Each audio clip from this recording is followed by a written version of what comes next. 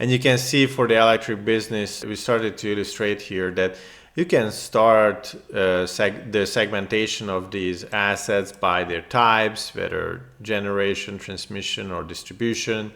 But then you can start getting into various regions or subregions and so on. With the hierarchical view, you can essentially do the analysis and you can go down to a very granular view. Obviously, as highlighted in the previous video, the more granular analysis you want to do, the more information you need. However, this higher level or better, what we call specificity for the risk quantification model, you have the benefit that you will have a much better view around the different details for the risk profiles for the various assets or for the various segments of those assets.